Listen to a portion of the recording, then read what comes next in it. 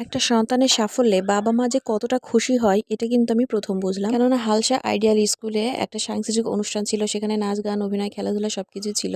তো মাইশা ২ টা পুরস্কার পেয়েছিল। একটা হচ্ছে চকলেট দৌড়ের জন্য আর একটা হচ্ছে অভিনয়। তো অভিনয়ের জন্য ১ম পুরস্কার পেয়েছিল। আর বাবা-মা হিসেবে মানে কি বলবো, ওর বাবা তো অনেক হ্যাপি হয়েছিল আর আমিও অনেক খুশি হয়েছি। কেননা সন্তানের এই অর্জনটা মানে কোনো সাধারণ ব্যাপার না। এই প্লেটটা কিন্তু কোনো নরমাল প্লেট না আমার কাছে।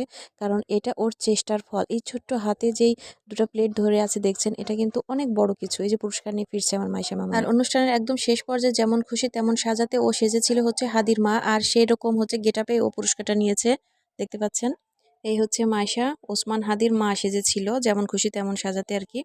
তো সন্তানের অর্জনটা আসলে বাবা-মার জন্য অনেক বড় কিছু। পুরস্কার লাস্টের দিন হচ্ছে দেওয়া হয়। আর এই সেই কঠিন খেলা যেখানে চকলেট হচ্ছে দৌড়ে মাইশা 2nd হয়েছিল, অর্থাৎ 2nd প্রাইজ পেয়েছিল। মানে এটা কিন্তু আমার কাছে খুব কঠিন লেগেছে। মানে চকলেট ঝোলানো থাকবে আর ঝাঁপ দিয়ে তারপরে ছিঁড়ে নিয়ে দৌড়ে যে আগে যেতে পারবে আরকি।